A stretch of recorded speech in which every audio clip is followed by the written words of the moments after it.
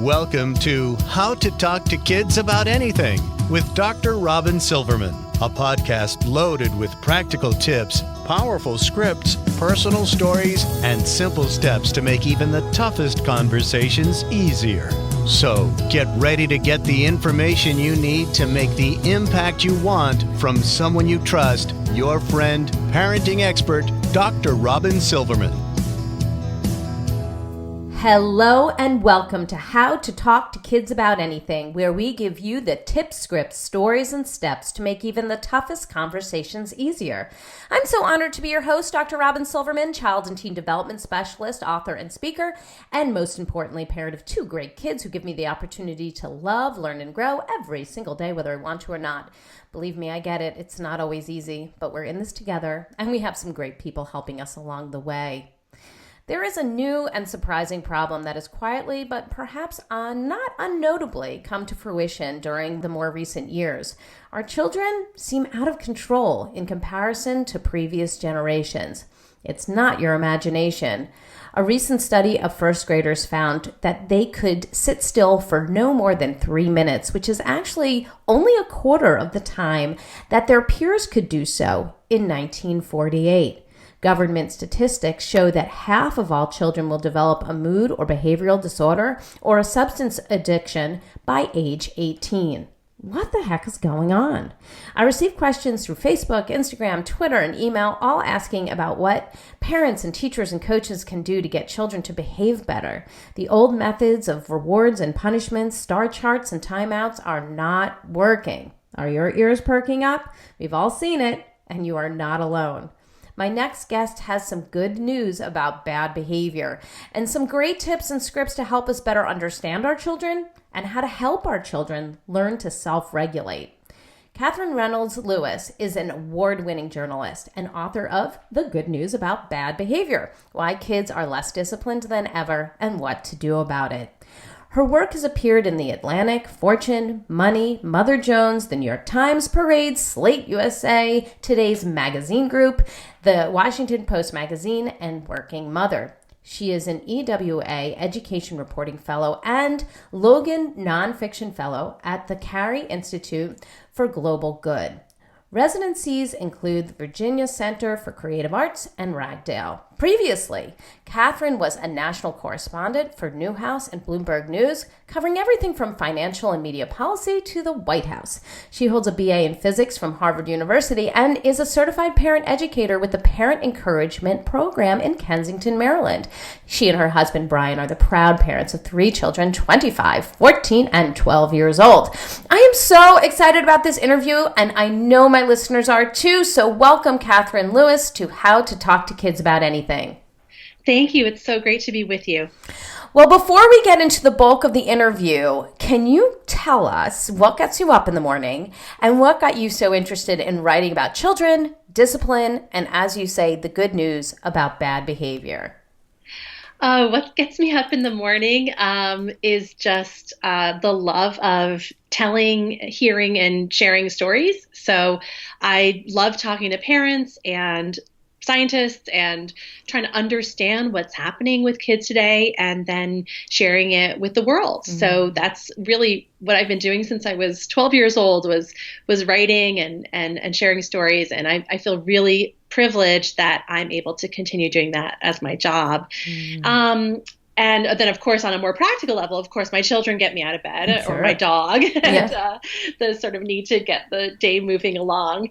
And they're also really what got me interested in this topic of kids' behavior, because I have 3 very different, wonderful, and headstrong and independent-minded kids, and each of them has really challenged me to grow, and I really think become a better person as I try to really respect them as an individual, but also have a household that is somewhat orderly and have, things that run on time. And that's really, trying to understand them is what got me interested in this topic in the first place, like 8 or 9 years ago. Right. And you had an explosive article that came out a couple of years ago, and it just went viral it just struck a nerve and really talked about the methods that were outdated and not working, and the methods that now were working better, but people didn't seem to know about it.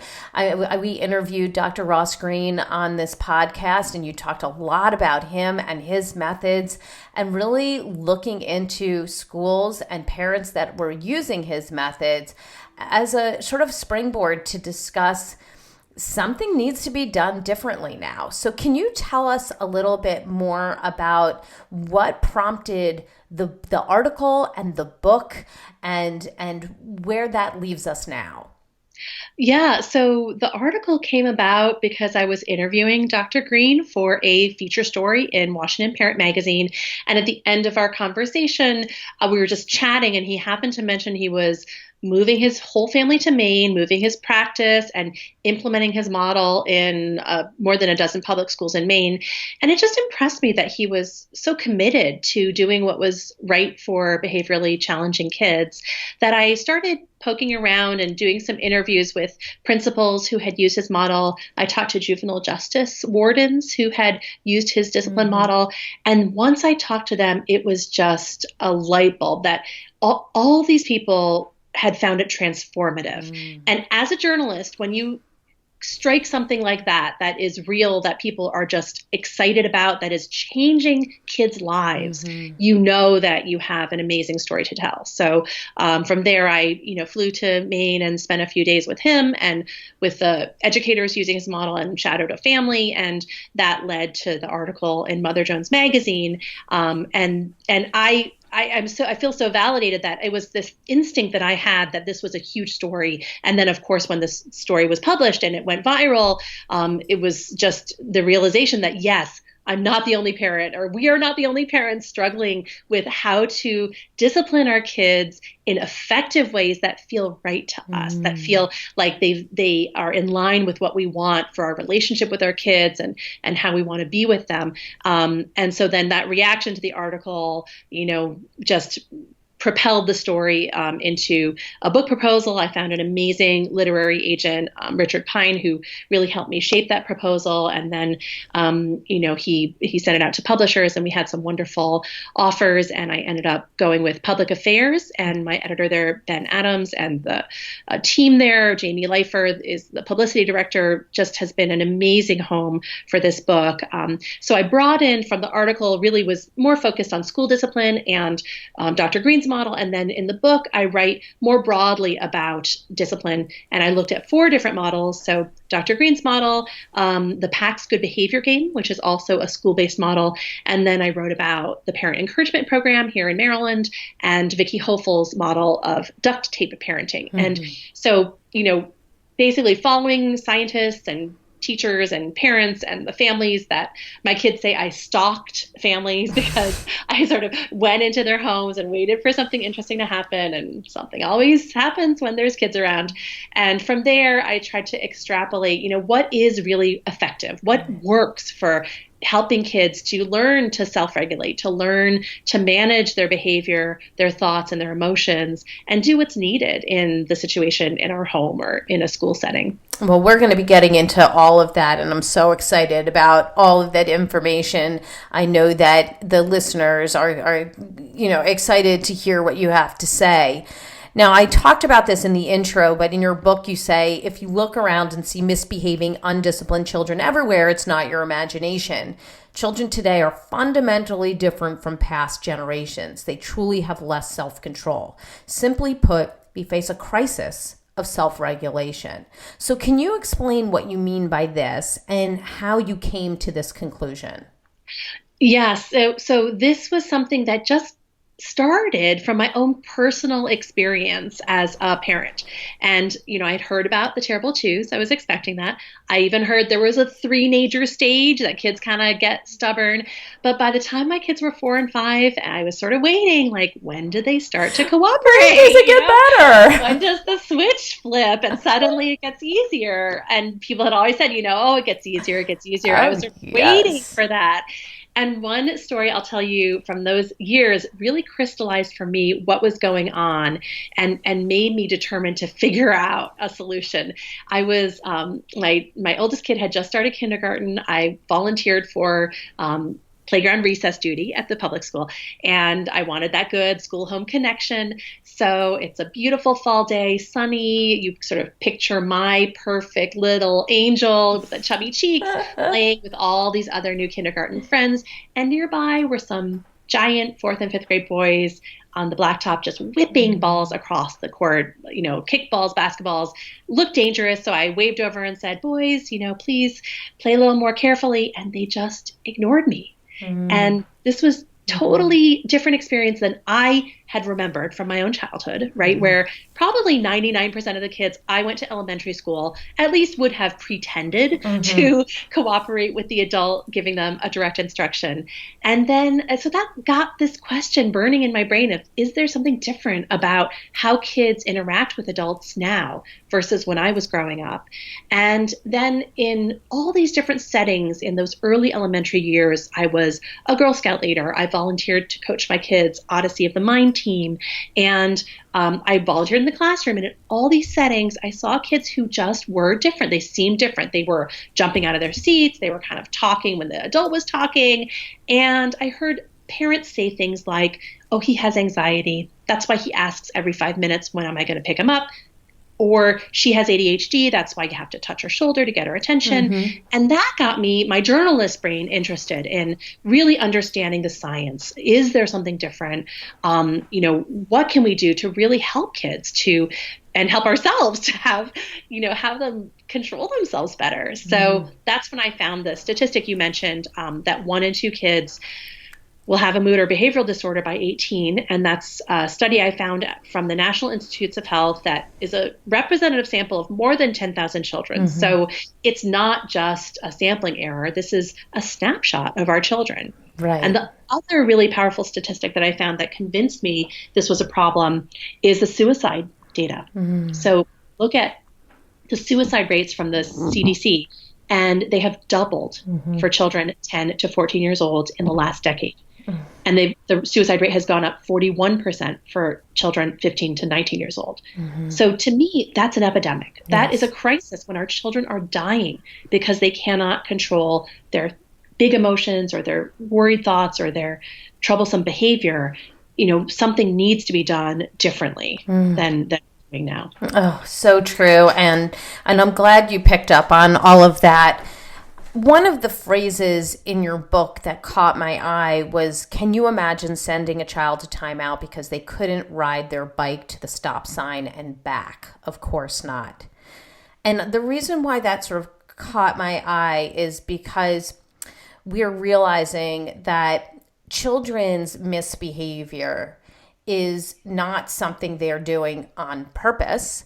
It's something that has to do with their brains and their development. We're learning from extensive research, and with each conversation that we've had with our How to Talk to Kids About Anything podcast guests, and our audience gets to hear these things, and I get to hear all these things and participate in it. We've had psychologists and educators like Dr. Ross Greene, who I mentioned, and Dr. Lynn Kenny, Wendy Young, Dr. Rob Malillo, and upcoming Vicki Hoefle, and you, that are saying kids don't want to behave badly, or as Dr. Ross Greene says, kids do well when they can.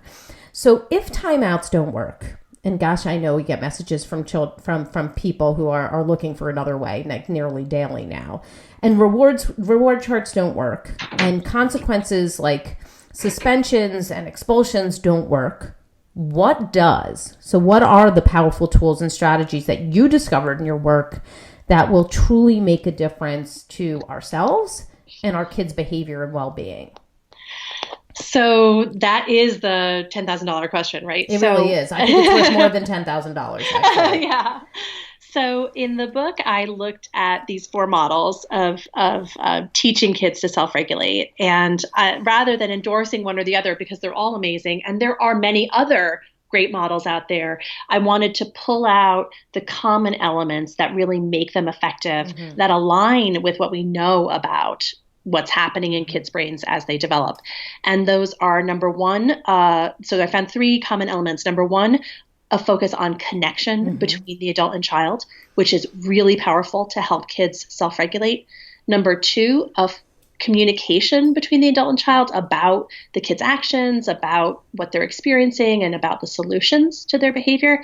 And number three, a focus on capability building. So a steady pressure and challenge to help kids grow their social and emotional skills, or even just their life skills, their sense of themselves as capable and autonomous and powerful. Because in fact, that's what we want. We want us to be worked out of a job where we are no longer in charge of them. We're not controlling them. We're not telling them what to do. They have that self-discipline. Right. And ultimately, really, that's our goal. So whenever we can use those three elements in a solution to a child's behavior, that is what's going to grow their self-regulatory skills. And it really aligns with what I found in the neuroscience labs, that when we are looking at inside a child's brain through an MRI study and see them dysregulated, activated, their amygdala lights up, they're in fight or flight state, they are not able to access the prefrontal cortex, where they are making good decisions and problem solving and using their critical thinking. So our goal should be to help them get out of that fight or flight state, to self-regulate, and then once they're using their higher order brain functions, to problem solve and talk through what happened and make a plan for next time, help them to better understand what's going on so that they can improve their skills in the future. Okay. So could you give us an example of how we might use those three components, maybe in an example that you have in your book, or an example that you have from your life, so that people understand how to apply those three elements to a misbehavior? Sure. So an example I have used myself, and I often use as an example, is you walk into a room and you see your child on their iPad. And oh, surprise, surprise, it's not iPad time. It's homework time. And so they're breaking a family rule. Our impulse is to lay in them, right? Be like, what are you doing? You're breaking a rule. I can't trust you, to sort of attack and blame them. And that action, we know, is going to stimulate their amygdala. They're going to get amped up. They're not going to be able to respond in a controlled or rational way. They're probably going to yell back at us. We'll just spiral into a fight, or both of us being dysregulated. So instead of that, if we can sort of find our zen, take a deep breath, calm ourselves, or calm our own bodies, find our self-regulation, connect with them for a moment, maybe put an arm around their shoulder. Oh my gosh, you're still playing Fortnite? I thought kids had moved on from that. Or, have a moment of connection. Physical connection is very powerful. And also that empathy, shared, perspective on what they're doing. And then we move into the communication, point to our watch, say, it's homework time, or remind them if we have rules posted on the wall, as I do. I just sort of point to a rule and say, look at the rules. And then often they will move into what they're supposed to do. So if we are not challenging them in an aggressive way, they're more likely to stay in their regulated state, to use their problem solving, to use their rational, good choices brain, and then move into what they're supposed to be doing. I'm going to ask you, just because I know somebody's asking this question to the whatever device they're listening to this on. What if the child says, just a minute, I need a little more minute, I need 3 more minutes, I need 5 more minutes, it's not over yet, I'm in the middle of a game. What's that next point? So there's a couple things you can do depending on your child. Sometimes we can just stand there with the hand out and not argue, not say yes another minute, not say no another minute.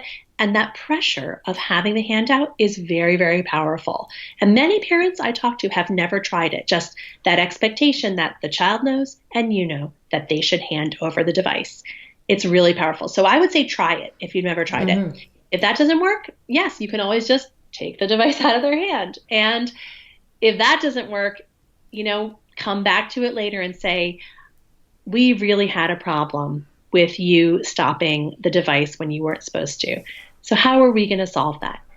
are you able to use devices on a school day, or should we just not have them out and available? So that's when in another time you go back and problem solve. And the other point I want to make about this scenario is it doesn't mean that there's no consequence for the child breaking the family rule, right? In our family, we have agreed on when screens are appropriate, when they're not, and the consequences if you break the agreement. So whatever the consequences that you've agreed on already, the child experiences that, but they don't have to experience it in a blaming way where you're sort of bringing down the hammer. It can just be matter of fact in our family. Looks like you're going to lose 15 minutes of your screen time because you violated the screen agreement. And it can just be like a checking the box, and they experience the consequence. And that's where the learning happens. Okay, great. Good example. And I'm sure that a lot of people can relate to that. Not that it's ever happened in my house. But now, we've talked quite a bit about the importance of allowing our kids to make mistakes, to fail and get back up again, and then fail and get back up again. We talked to Jessica Leahy and Julie Lithcott-Hames about the need to allow failure to happen so that our children can grow and learn and develop the skills and character they need to thrive, not just as kids, but as adults. In your book, you turn this a little bit on its end and recommend giving up the quest to be the perfect parent, stating that making mistakes and being imperfect can actually help you better relate to your child and help your child relate to you. So can you talk more about this concept of letting go, being the perfect parent, and how it can help us to relate better to our children? Yes, and I'm so glad you mentioned those books because I love them both, and I think they're so wise, and definitely recommend them all the time to parents. And I think I would broaden it further that not only do our kids need to make friends with mistakes and fail, we need to as well. Yes. We need to have the courage to be imperfect, to try something new and fail, or to recognize that what we're doing is not working because number one, it's true. Nobody's perfect. And trying to be perfect is responsible for a lot of our bad parenting decisions, right? When I used to get in a fight with my daughter about brushing her hair, it was not because I thought that her health would be better with brushed hair. It was because I didn't want other people to judge me, right? I didn't want other people to see my daughter with a messy hair and say, oh my gosh, where is her mom? Does she not care? Does she not see it? And we can't let our own self-esteem, our own hang-ups stand in the way of our kids learning or just experiencing being themselves. So when we have the courage to be imperfect ourselves, we're going to make better choices, number one. Number two, we're going to be such a good model for our children on how it's okay to fail. It's okay to mess up, that you need to take risks in life, and sometimes you're not going to succeed, and that's okay. So when I, plan badly and I don't leave enough time to get to somewhere and I'm running late, I could talk out loud and say, oh my gosh, I was so stupid. How could I have not left enough time? I should have done this, in a negative, blaming, self-hating way, right? And that's the narrative I will be teaching my child. Or I can talk out loud. You know what? I'm noticing that we are going to be 10 minutes late walking into the assembly, and I wish that I'm starting to get agitated. I feel myself getting worked up. I'm going to just take a couple of deep breaths. I'm going to put on some nice music so that I calm myself down. And you know what? Next time we'll just leave 10 minutes sooner. So that shows our kids a healthier way to respond to stress, to respond to messing up. And that's going to be a skill that they can use for their whole life. Right. Absolutely. If we are talking to our children about regulating their behavior, but at the same time, we aren't regulating our own, and we're, screaming and blaming ourselves, that is going to be a very powerful model that our children are definitely going to absorb, and they can repeat because they see it happening right then and there. Just like as they're learning in school and they learn different models in school, that's the way they learn. And it's much more powerful than just telling them what to do. So I think that's really important. I like the idea of the apprenticeship model that you talk about that can help kids improve their behavior. So can you tell us what that really means and give us an example of how that model can turn behavior around?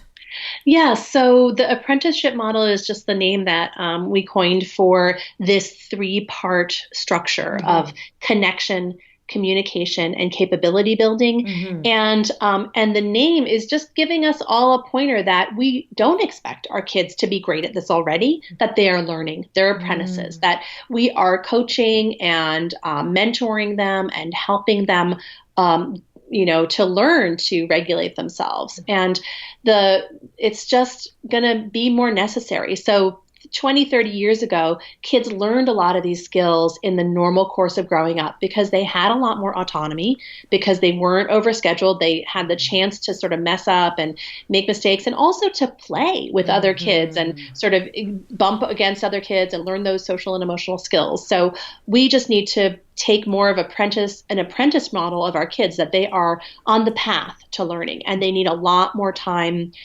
connecting with us, helping us explicitly teach them those self-regulation skills. So, communicating with them about, what does it feel like in your body when you are having a panic attack? So is it in your chest, or does your head feel buzzy? And then focusing them on self-help, on strategies that will build their skills, that will help them through that moment. So the next time you have a panic attack, let's brainstorm 10 things you could do. Could you put a cold cloth on your forehead? Do 10 jumping jacks, call a friend, color, what are the things that you are going to have in your toolbox to help you address that situation in the future? And just over and over and over, sort of helping them plan ahead, prepare for something, and then experience it. And then process and talk through what happened, what worked, what didn't work, what will you do next time. It's just this constant cycle, and our kids will get better and better and better at it. And the more that we do it, the more they themselves will approach setbacks with neutral, eye of, what am I going to learn from this, as opposed to sort of blaming themselves and going into a spiral. Absolutely. And this idea of anxiety is something that we've talked about a lot. And I think that the people who really concentrate on that area would absolutely agree with you. We've interviewed Karen Young, who's done incredible work in this area, Dawn Hebner, and most recently we talked to Lisa D'Amour, who talks a lot about anxiety in girls. And yes, having different methods and finding out what works for each child is part of the way that we help our kids manage their anxiety, because we can't be the ones who manage it for them. They have to be the ones who are in charge as time goes on. So in your book, you talk about all different types of scenarios, and it prompted me to think I'd like to play with you a game we play with a couple of my guests, which is let's do this, not that. And so in your book, you talk about a child who throws a chair at a teacher. So we know now that putting that child in a principal's chair to be reprimanded, taking away recess, suspending or expelling that child, making them sit on the floor because they clearly can't have a chair around, is not the answer. So what is? Yeah, so this is a great scenario because it is one that raises all our alarm bells as adults, that, is something that's so beyond the pale. So number one, of course, you must keep everyone safe. Number one. So safety is always going to take priority. So you make sure that child is safe. You make sure the other kids and adults in the room are safe. And then to me, this is a perfect scenario for Dr. Greene's problem, collaborative and proactive solutions, where you then, once the child has calmed back down, talk to them about, what happened, what made you throw that chair? How did you feel? How did you experience it? What do you think would be a solution for you next time that you don't get to that point of throwing a chair? If they're saying, I don't know, because they're younger, you have to just wait it out, right? You have to keep at it. Exactly. And Dr. Greene, if you've seen videos of him doing this with kids, he just waits. And I've observed, teachers and parents, they just sort of wait, or they say, you know what, from your body, it looks like this is a tough conversation. you're probably guessing, you think you're in trouble, right? Well, I want you to know that this is not about punishing you. I'm not angry with you for doing that. I want to find a solution with you. So you first have to sort of de-escalate that, get the kid out of that mindset of thinking they're just going to be punished. And so he uses a lot of phrases like that, like, I'm noticing from your body, you may seem you're upset. You may even apologize and say, you know what? I'm sorry that I didn't notice you were so worked up before you threw that chair, because if I had seen that, I would have jumped in and given you a hug or helped you to calm down before you got to that point. So even if we as adults can help take some of the responsibility, we're not going to leave the child blameless because they did choose to throw the chair, but we also have a role in the solution. And so when we can take ownership in the problem, that also can be very helpful in getting the kids to a solution. And if they still won't come up with their ideas, say, you know what? Take a guess, because I'm not you. I'm not in your body. I don't really know what it's like for you. So can you just take a guess about what might help? And we can always try it for a week or two and then evaluate if that was the right solution. I have a friend who's a teacher, third grade teacher, and she said sometimes in these types of situations, she says, but if you did know, what would you say? And sometimes they do it. Yes. She's like, it works so much of the time. I did too. I thought it was genius.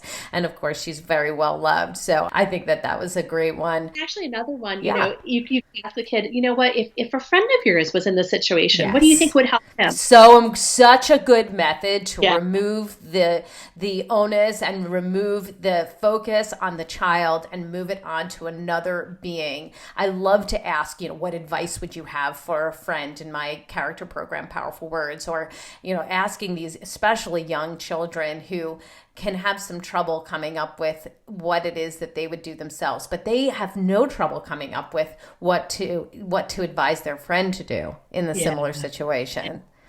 Yeah, so it's such a good idea, and I like that a lot. All right, let's do another one.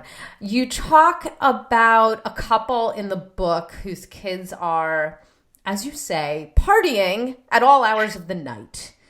They're playing with toys, they're making noise, and absolutely not going to bed, which is causing endless issues with getting up in the morning, getting to school on time, resulting in biting interactions between the parents. So what we shouldn't do, I'm going to guess, is yell, scream, lock our kids in their rooms, take away all their stuff but their mattress, and threaten that they will never get to play with each other ever again unless they go to sleep. So if we are going to answer this question, what are we to do? And of course, you can also talk about what we shouldn't do. Yes. So yes, no yelling, threatening, amping up the level of activity by doing that. Also, I would say don't give in. Don't either let them stay up until however they want, or don't lie down with them. Don't be that permissive parent who is just sort of a pushover. Yes. That poor woman in the book, though, like she's just trying to read a book in bed, and I'm like, I get that feeling. I really can empathize with that parent who is just like, enough, I can't even deal with this anymore. But at the same time, we have to address it, because otherwise, the kids are ruling the house at that point. Right. So what we did in our house is that we talked to the kids at another time than bedtime, about bedtime. And we said, you guys really love to connect at bedtime, and it seems like you have a lot of fun. And for us, that's a quiet cooling down period where we wind down from our day, and we need adult time. So after 8:00, we are going to be doing our adult connecting with each other, winding down from the day, reading a book, having a glass of wine. And before 8, we would love to cuddle you, sit with you and chat while you brush your teeth, read a book, all those bedtime things. But after 8, we're going to be off duty. So then we sort of, explained that was how we were going to handle it. They agreed, and we negotiated the time. They agreed on the time, and then we sort of put it in place and let it play out. So in fact, after 8:00, we just did not engage with them. They would come into the room and sort of, try to engage us, get us to get a glass of water, get us to come cuddle them. And we just sort of, the first time said we're off duty, and then just ignored after that. So sort of similar actions as the woman in my book, but we had laid the groundwork for them to really learn from it and to understand. And the first night, yes, our kids were up. They were up after, I think, about an hour after we had said we're off duty. But the next night, it was more like 30 minutes. And then the third night, at 7:45, or maybe it was even 7:50, sort of last minute, Mom, can you please cuddle me? Noticing that it was getting close to 8. And so from then on, they were much more aware of the time, and they had an incentive to try to get us to, to get themselves to bed earlier so that they could have some mom and dad time. So that's just one idea of a kind of solution that is respectful of the child, but it's also respectful of the adult and so our needs for sleep. So that's one thing that we've done. I also have had, talk to parents who they find it does work to lie down with their child for 5 minutes and then they get up and leave. But, you don't want to make it indefinite and you don't want to fall asleep yourself. Right, which happens so much. I know a lot of people are probably like, yep, that's me, because they're exhausted. People are exhausted. So I really get that. Right now, my husband's reading Harry Potter with the kids, and that's the sort of cuddle time while I'm like puttering around the house, getting dishes put back or getting clothes taken out or things that are getting ready for the next day. And, that's a very special time. And, we talk about, we have to end at this time. So whether or not you're ready, like your time is going to get shorter and shorter for that window, no matter what. We're still ending at the same time. Right. And so that does motivate them to move quicker. I agree with that. And they have something to work towards instead of just the threat of, somebody's going to yell, scream, get angry. It does make a very big difference when they have something to work towards. So I think that's important. Yeah. And also for us not to then be nagging or, going in every 10 minutes saying, go to sleep now, go to sleep already. And, that is just engaging with them and it activates them more and it's not helpful. Right. Exactly. My next one was going to be based on the iPad, but I'm going to switch it because we did that one earlier. And so I'm going to say a very typical thing that happens. Let's say that you've got more than one child and they often bicker. Not that that would ever happen in my house. And they are, let's say they sat down to play a game or they sat down to watch a TV show together, which they were allowed to do, and they can't agree. They can't agree on what game they're playing, or they think the other one's cheating, or can't decide on which TV show to watch. And here comes the remote control to somebody's head and things get thrown and yelling and starts screaming. And your first impulse is to grab them, push them apart, say you never get along, all the things that you shouldn't be doing, but they start coming out. I'm exhausted. You guys promised. The nagging, the sort of guilt of the things that you should not be doing. What should we be doing in that scenario? So it's a great example and it resonates with a lot of parents. Yes. I know. Not me though. I'll tell you the cure for sibling rivalry because I have it. Have an only child. We're all listening. We have to get rid of one. Well, if you already have more than one, I'm afraid that you just have to put up with fighting because that is how kids learn social skills. Yes. It's such great practice for conflict resolution, for negotiation, for compromise, and that is going to be ugly. It's just the way it is. If you have rambunctious kids, it may be physical as well. Mm-hmm. So if you can just stay out of it, that is the ideal solution to, walk out of the room, put in your earbuds, just do not engage. If you just can't, like some people will have a rule, all fighting needs to happen outdoors. Mm. So regardless of the weather, the kids, I see you're fighting. You may stay in here if you can resolve it quietly. If you're going to be loud or physical, you need to go on the front lawn. Mm-hmm. And that often when it's cold or rainy, they will solve their problems much more quickly. Mm-hmm. The third idea I have for that is you can put the kids in the same boat. So if they're fighting over a toy and you really cannot stay out of it because you're just at the end of your rope, you can walk in and say, it looks like the remote control is causing a fight. I'm going to put the remote control away. If you two can resolve it calmly among yourselves, you may have it back. But for now, the remote control is going to go on a high shelf, or I'm going to take it. So make the toy or the object of the dispute the problem, not either of the children. Right. And at other times, of course, we're going to talk through with our kids like, hey, it seems like you've been fighting a lot with your sibling. Like, what's up with that? And, can I help you think through how you're handling those conflicts, and really help them to understand the dynamic so they can make different choices the next time they get in a dispute. And my kids now are just so skilled at negotiation. They have this very complex web of agreements about who is allowed into whose room at what time, and when they borrow a book, what are the price rates for the different books, or how they get paid back, and sharing cookies. And they're such good friends, and they fight, and they make up, and they negotiate. So it's just part of the territory when it comes to having siblings. Mm-hmm. Okay. We are all about scripts on this podcast, so I want to do one of those before we get to our top tip. So let's say you have a child, because you talk a lot about this in your book. Let's say that you have a child with ADHD or some other neurological challenge in front of you, or I'm going to say neurological difference, because it doesn't necessarily need to be a challenge, but some people find them extremely challenging. I'm just going to say difference so that there's no judgment here. And in school, this child often resists doing the writing that's required of that child every day. I know you talk about somebody who's in that boat in your book. Let's say he removes himself from the other kids often, and when he interacts with them in large groups, he resorts to humor that isn't always well received, or annoying behavior that gets attention but not the good kind.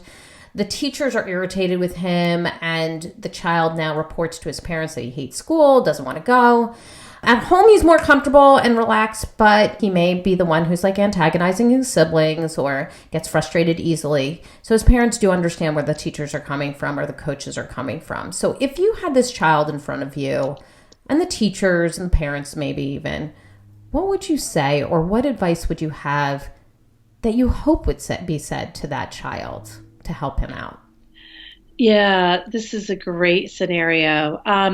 So what I would want that child to experience with their parents is really a conversation aimed at building the kid's own awareness of the issues.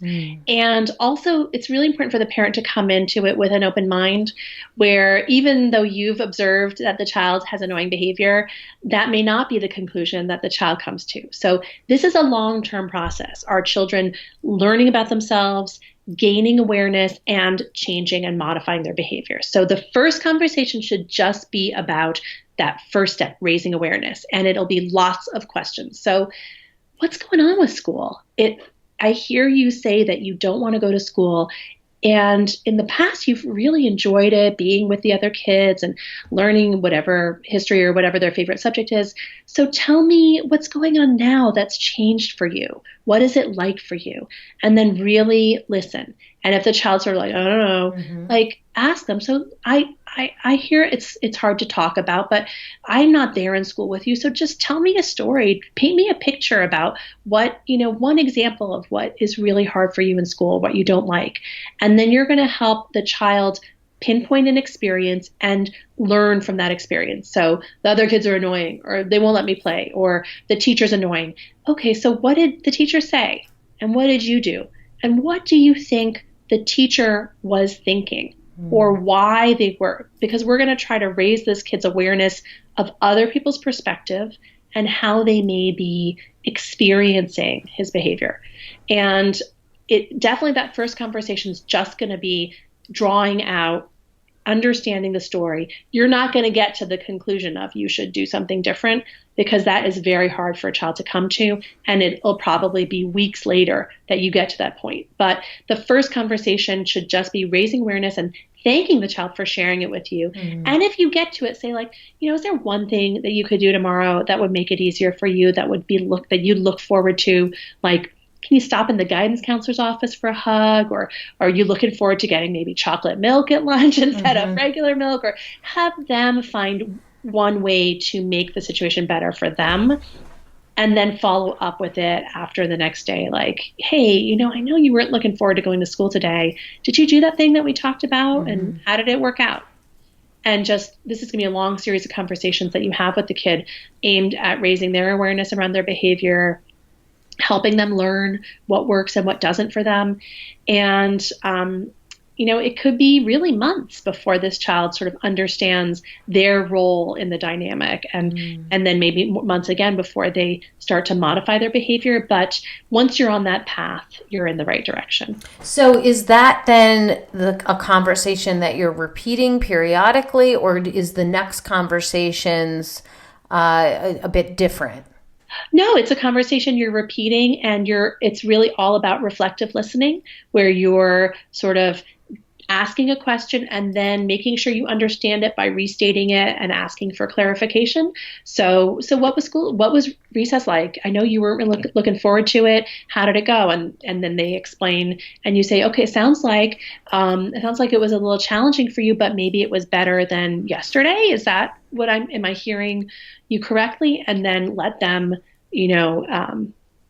restate or clarify or correct you if you got it wrong. So it's really sort of a series of reflective listening conversations effectively. All right. We're going to get to our top tip. I just want you to fill in this sentence. The good news about bad behavior is? The good news about bad behavior is that it signals you, the adult, that this child needs a skill for that situation. So it's this big red flag that there's a great opportunity for growing that child's skills. So the good news is that it's a chance for you to really understand what's getting in the child's way and work with them on their behavior. Excellent. Give us your top tip. What do you want parents, teachers, coaches to come away with that would help them best help kids self-regulate and learn more self-control and behave better? So the number one thing I hope people take away from this conversation and my book is that our children are not broken. Just because 1 and 2 have a mood or behavioral disorder doesn't mean that they are somehow flawed and need to be fixed. Every human being on this planet has a unique mix of brain chemistry, and our kids are just the same, and they need us to work with them like a detective, sort of helping them figure out what strategies and tools work for me. What helps me to really thrive? What are the tools that I need in my back pocket to help me manage my behavior, my thoughts, and my emotions, and to really succeed, not just in school, but in life long term.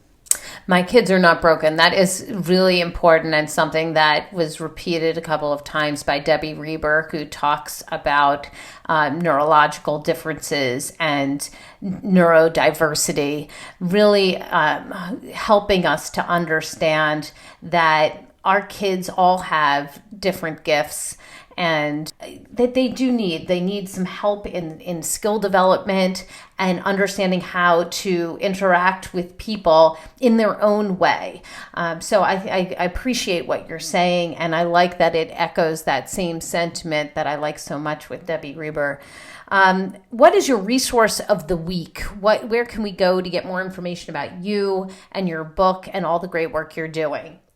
My website, KatherineRLewis.com, has a lot about the book. It has my upcoming speaking events and articles I've written, and I'm always happy to connect with parents and listeners, so feel free to email me or connect with me on social media. All of those links are there on my website. Excellent. Well, also, if anybody is driving, don't worry. We will have extensive show notes to this podcast on the website, and all of the great links that Katherine is providing, links to her book, links to our website, and links to our social media so that we can interact.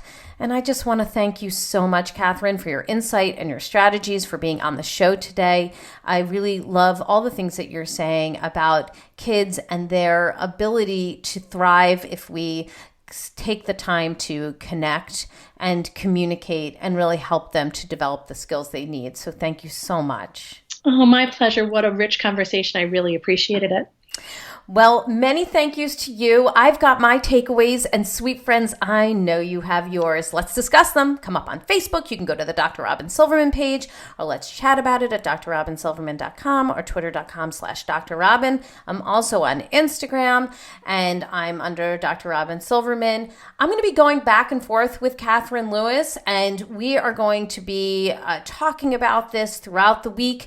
You can get your questions answered. I'm going to be developing memes, as I always do. As you can imagine, Katherine said some really awesome things today, and I'm going to put them on a meme so we can share them all over the place. I know how much you love that. And I hope you'll go up to iTunes and rate and review this podcast. So many great lessons on it, and I hope that you'll do that, because the more you do that, the more exposure that podcast gets, and people really need this. This is such important information, so I hope you'll do that today, and I would consider it a great favor.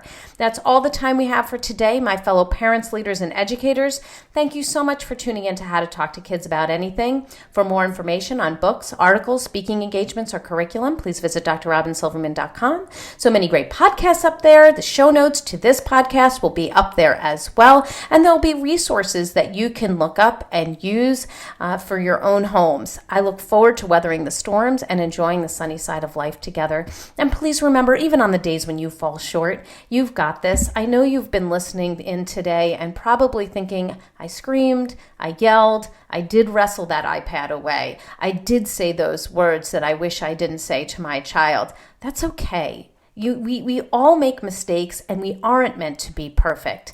I know it's not easy, but never forget there's always tomorrow. Parenting is the ultimate do-over.